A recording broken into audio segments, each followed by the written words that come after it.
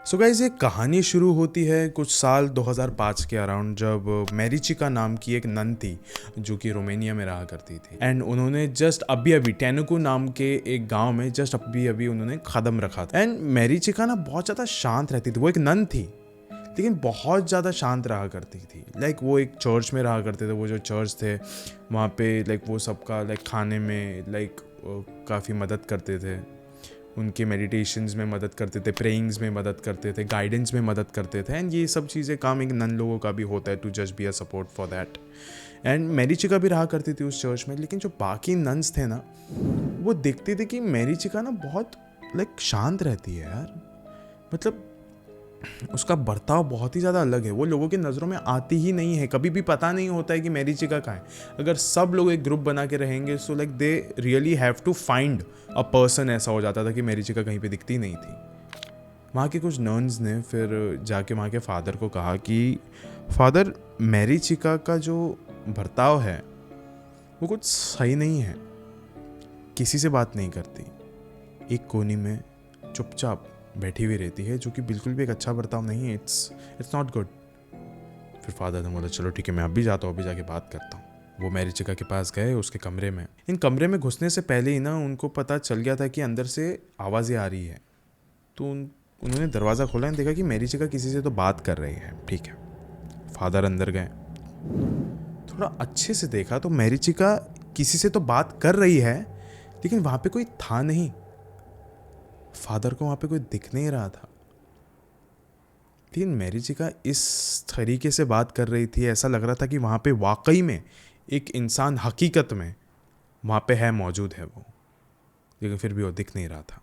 फिर फादर भी एक सोच में पड़ गए कि ये चीज़ क्या है जिससे मेरिचिका बात कर रही। लाइक बिल्कुल भी उनको समझ में नहीं आता कि यहाँ पे हो क्या रहा है। लेकिन अब ये वीडियो शुरू करने से पहले ऐसे ही और horror, mysterious and historical videos देखने के लिए सब्सक्राइब कर दीजिए इस चैनल को।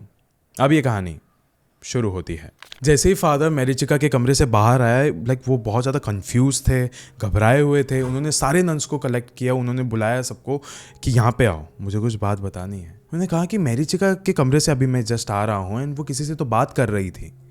फिर बाकी नन्स ने बोला हाँ ठीक है। तो फिर उस फादर ने बोला लेकिन वहाँ पे कोई इंसान था नहीं। मेरिचिका एकदम सही लग रही थी मुझे, लेकिन वहाँ पे सामने कोई भी नहीं था एंड वो ऐसे एकदम कन्विंसिंगली बात कर रही थी। ऐसे कैसे हो सकता है? सबने सोचा कि शायद से थोड़ा सा तबीयत खराब होगा या फिर समथिंग होगा, कुछ ना कुछ। ठीक है, इस बात को थोड़ा इग्नोर किया। फिर अगले ही दिन वहाँ पे प्रेयर्स हो रहे थे चर्च में। मेरिचिका भी मौजूद थी, बाकी नन्स भी वहाँ पे थे, फादर वहाँ पे थे। एंड अचानक से मेरिचिका जीसस की मूर्ति को देखकर हंसने लग गई, जोर जोर का हंसने लग गई। अभी यहाँ पे लाइक जो फादर है, बाकी सारे लोग हैं, वो सब एकदम लाइक देख के घबरा गए कि ये क्या हो रहा है। लाइक हम लोग यहाँ पे इतना एकदम फोकसली हम लोग यहाँ पे लाइक प्रे कर रहे हैं, यहाँ पे मेरिचिका हंस रही है, ये कैसे हो सकता है? फादर ने इशारा किया, सारे नन्स जो थे उन्होंने मेरिचिका को लेके अंदर गए, अपने उनके कमरे की तरफ लेके जा रहे। एंड अचानक से मेरिचिका शायद से होश में आई रहेगी या फिर कुछ हो गया, उसको कुछ पता ही नहीं था उसके साथ क्या हो रहा है। फिर उसके बाद थोड़ा और अंदर गए, देन सारे नन्स ने उनको पूछा कि ये सब कुछ क्या कर रहे थे आप। फिर उसके बाद मेरिचिका ने कहा कि अरे नहीं, मैं तो बस प्रे कर रही थी, लेकिन मुझे वो दिख गया वहाँ पे, इसके लिए मैं अपनी हंसी नहीं रोक पाई। ये सब चीज़ों का इशारा सिर्फ एक ही तरफ जा रहा था। सारे नन्स को पता चल गया था अभी कि सिस्टर मेरिचिका अभी पोजेस्ड हो चुकी है। वो अपने आपे में बिल्कुल भी नहीं है। वो अपना रूप खो बैठी है किसी और आत्मा की तरफ, किसी और शैतान की तरफ। फादर डेनियल इस बात से लाइक बहुत ज़्यादा नाराज़ थे कि लाइक हमारे चर्च में एक नन ऐसी हरकतें कर रही है, सब लोग उस चीज़ को देख रहे हैं। प्रेयर्स के दौरान कोई एक नन है जो हंस रही है। मेरिचिका ने ये बिल्कुल भी सही नहीं किया। बाकी सारी नन्स भी इस बात से बिल्कुल सहमत थे कि मेरिचिका ने जो भी किया है, सिस्टर मेरिचिका ने, वो बिल्कुल भी सही नहीं है एंड उनको लाइक कुछ ना कुछ तो करना पड़ेगा उस चीज़ का। फादर ने सुझाव मांगा। बाकी सारे नन्स ने एक ही बात कहा कि ये जो भी है ये मेरिचिका नहीं है। फादर ने भी यही सोचा कि जब तक वो रोमानिया नहीं आई थी तब तक वो ठीक थी। यहाँ पे आ जाने के बाद उसका बर्ताव पूरी तरीके से बदल चुका है। नन्स ने कहा ये मेरिचिका है ही नहीं, ये अपने रूप में ही नहीं है, ये कोई और है। इसके अंदर शैतान हावी हो चुका है। अगर हमने जल्द से जल्द इसका एक्सॉर्सिज्म नहीं किया तो हम ना इस चर्च को बचा पाएंगे और ना अपने आप को। फादर भी सहमत थे इस बात से, लेकिन तभी एक दूसरी नन खड़ी हुई वहाँ पे एंड उन्होंने कहा कि आपने जो भी कहा वो सारी बातें एकदम सही है, लेकिन हर कहानी के दो पहलू होते हैं। अगर हम इसे अपने धार्मिक तरीके से देख रहे हैं तो थोड़ा बहुत हमको इसको वैध तरीके से भी देखना चाहिए। डॉक्टर्स को हमको कंसल्ट करना चाहिए इस चीज़ में। एंड फिर उस वक्त लाइक सब ने इस चीज़ पर एक नॉड किया कि चलो ठीक है, ये भी एक बार देख लेते हैं। फिर सिस्टर मैरिचिका को एक डॉक्टर के पास लेके जाया गया। मैरिचिका के ट्रीटमेंट के बाद लाइक सब चीज़ थोड़े वक्त के लिए एकदम सही हो गया था। लाइक वो एकदम नॉर्मल हो गई थी अभी कुछ वक्त के लिए। लाइक जैसे उसके जो दूसरे नन्स हैं जो वो लोग ड्यूटी करते थे, ये भी अभी वो ही कर रही थी सारी ड्यूटीज़ एकदम प्रॉपरली। लाइक सुबह उठना, रात में टाइम पे सो जाना। लेकिन अब ये एक दिन की बात है जब सारे नन्स अपने अपने ड्यूटीज़ कर रहे हैं एंड मैरिचिका कहीं पे नज़र नहीं आ रही है, कहीं पे भी नहीं। मैरिचिका के साथ रहने वाली एक नन को ये वाली बात बहुत वियर्ड लग रही थी कि ये काफ़ी समय बाद हो रहा है ये चीज़ कि मैरिचिका कहीं पे नज़र नहीं आ रही है। हम सबके ड्यूटीज़ यहाँ पे है एंड मैरिचिका कहाँ पे है, दिख नहीं रही है। वो उसके कमरे के पास गई उसे ढूंढने के लिए। ढूंढते वक्त जब वो दरवाजे के पास पहुंची तो उसने सुना कि अंदर से बहुत ज़्यादा चीखने चिल्लाने की आवाज़ें आ रही है। तो उसने एकदम झटके से दरवाज़ा खोला एंड देखा कि मैरिचिका लाइक एक दीवार की तरफ मुड़ चुकी है एंड वो उस दीवार पर अपना सर फोड़ रही है, पटक रही है, चिल्ला रही है। जो खून है वो बहा जा रहा है। जो दीवार थी वो थी सफ़ेद, लेकिन उसके खून से पूरी लाल हो चुकी थी। वो छींटे पड़ रहे थे आसपास। वो बार बार कह रही थी I am a Sinner, I am a Sinner. मतलब यानी वो अपने आप को एक पापी कह रही थी मैं एक पापी हूँ, मुझे नहीं जीना है। शी वाज सेइंग कि मुझे तू बार बार दिखना बंद कर जा। एंड फिर जैसे ही उसको इस चीज़ का आभास हुआ कि अभी उसके कमरे में एक कोई तो नन है जो मौजूद है वहाँ पे, वो चुपचाप से वापस एक कोने में जाके बैठी और वो हंसते हंसते प्रे करने लग गई। जो ये उसके साथ वाली नन थी उसने पूछा ये सब कुछ क्या कर रहे हो तुम? मैरिचिका ने एकदम लाइक अलग से एक वियर्ड स्माइल देते वक्त उसके तरफ देखा एंड कहा कि वो फिर से आ चुका है, तुम भी आ जाओ, यहाँ पे बैठो मेरे साथ, वही महसूस करो जो इतने समय से मैं कर रही हूँ। फिर लोग तुम्हारे बारे में भी ऐसी ही बातें करेंगे। अब ये सब कुछ हो जाने के बाद आए दिन चर्च में हर रात एक खौफनाक रात के जैसी जाती थी। हर रात को मैरिचिका अपना रूप एकदम बदल लेती थी, चीखती थी, चिल्लाती थी, तड़पती थी। कोई भी अगर उस चर्च के आसपास से भी गुजरेगा तो फिर उसके भी लाइक हाथ पैर कांपेंगे, नजरें भी नहीं घुमा पाएंगे वहाँ पे, क्योंकि इतनी ज़्यादा दर्दनाक चीखों की आवाज़ आती थी वहाँ पे बाहर से। जो फादर थे, जो नन्स थे, वो भी बहुत ज़्यादा परेशान थे। लाइक उन्होंने भी सोचा कि अब हम क्या करें, एक्सॉर्सिज्म ही है एक रास्ता इस चीज़ का, हमको वो करना ही पड़ेगा। एक्चुअली देखा जाए तो मैरिचिका ने खुद भी इस बात को कन्फेस किया था बहुत बार कि मुझे शैतान दिखता है, वो मुझे कहता है कि मैं एक पापी हूँ और जितने जल्दी हो सके मुझे मर जाना चाहिए। वो मुझे ले जाने आया है अपने साथ जहन्नम में। एंड गाइस उसका एक बहुत बड़ा फेमस सेइंग भी है, आई सी डेविल। उसने कहा था ये अपने ज़ुबान से कि आई सी डेविल, मुझे शैतान दिखता है। ये सब कुछ सुनने के बाद, समझने के बाद वो फादर ने कहा हमें अभी और देरी नहीं करना चाहिए, आज ही रात होगा जो भी होगा। आज रात को हम लोग सिस्टर मैरिचिका का एक्सॉर्सिज्म करेंगे। आज रात को सिस्टर मैरिचिका को एक अंधेरे भरे एकदम कमरे में लेके जाया गया। वहाँ पे जा चुकी थी, उसको एक स्ट्रेचर टाइप के ऐसे एक बिस्तर पे लिटाया गया था। एंड आसपास जब मैरिचिका अपनी नज़रें घुमा रही थी तो उसको आसपास कुछ भी नहीं नज़र आ रहा था। सब कुछ एकदम अंधेरा था। बस जो सिस्टर्स थे वो आसपास थे। वो बार बार कह रही थी ये सब कुछ क्या कर रहे हो मेरे साथ। और एंड इससे पहले कि वो कुछ कह सके उसके सर पर एक नकाब बांध दिया गया था कि वो ना कुछ बोल सके ना कुछ देख सके। उसके जो हाथ है, वो जो बाकी के नन्स थे उन्होंने बांध के रख दिया था वो स्ट्रेचर के साइड पे, ताकि वो हिल भी ना सके। ये सारी चीज़ें हो रही थी मैरिचिका के साथ। फिर उसके बाद सारे सिस्टर्स आसपास एकदम क्राउडेडली ऐसे खड़े हो गए एंड मैरिचिका को देख के प्रे करने लग गए। फादर ने भी अपने मेन प्रेयर्स कहना चालू कर दिया। सब लोग प्रे कर रहे थे एंड फादर प्रे करते करते मैरिचिका के ऊपर होली वाटर भी ऐसा डाल रहे थे। गाइस ये जो एक्सॉर्सिज्म था ये 72 घंटों तक चला था। 72 घंटे मतलब 3 दिन होता है। 3 दिन तक उसके मुंह पर नकाब बांधा हुआ था, उसके मुंह पे पट्टी थी, उसके हाथों को टोटली टाइटली एकदम बांधा गया था, वो तड़प रही थी। लेकिन उसका एक्सॉर्सिज्म हुआ उस रात को, डेफिनेटली हुआ। एंड 3 दिन बाद वो एक्सॉर्सिज्म ख़त्म भी हुआ।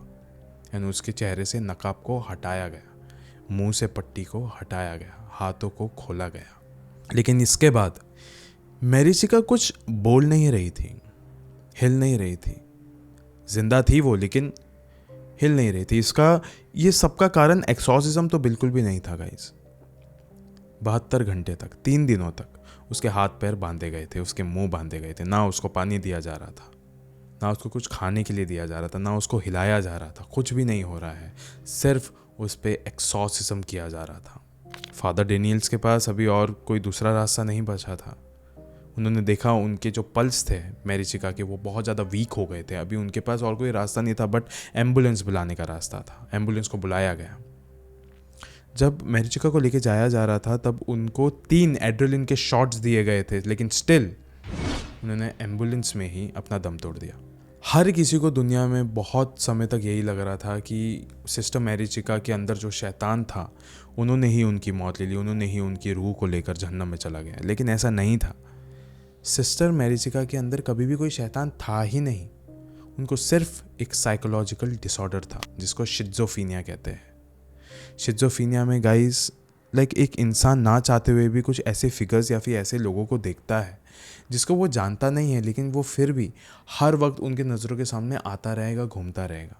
और वो इतना ज़्यादा, इतने ऑफनली वो आता रहेगा कि इंसान लिटरली बहुत ज़्यादा परेशान हो जाएगा। हिल बी लाइक कि भाई तू चला जा यहाँ से, otherwise I will kill my self.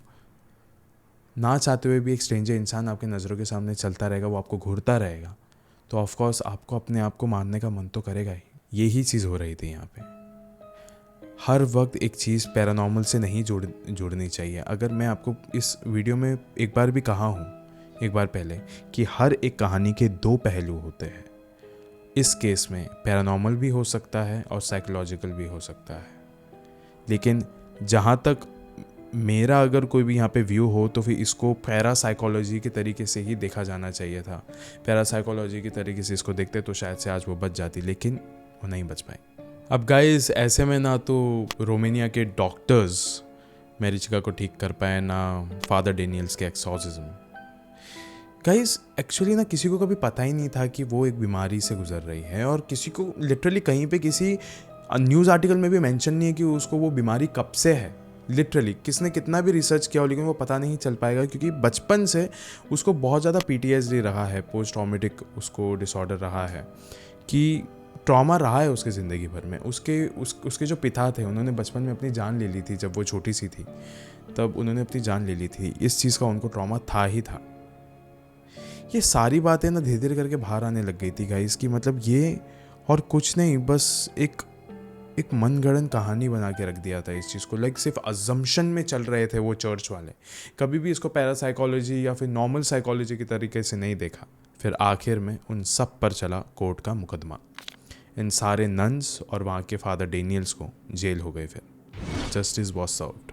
लेकिन गाइस इस कहानी का ना एक पहलू है जो कि बहुत ही ज़्यादा इंटरेस्टिंग है, कि मेरिचिका के जो भाई थे उन्होंने ना एक बयान दिया था कि I have seen devil getting into sister मेरिचिका। उन्होंने देखा था एक शैतान को मेरिचिका के बदन के अंदर जाते हुए। कन्फ्यूजन का लेवल गाइस लिटरली पार हो चुका है। क्या मेरिचिका को शैतान ने मारा था या फिर उस एक्सॉर्सिज्म ने? गाइस आज भी ना कई लोग ऐसे होते हैं जो कि मेंटल हेल्थ के प्रॉब्लम्स को ना भूत प्रेतों से जोड़ देते हैं। मैं ये बिल्कुल भी नहीं कह रहा हूँ कि भूत प्रेत इस दुनिया में मौजूद नहीं है, बिल्कुल भी नहीं।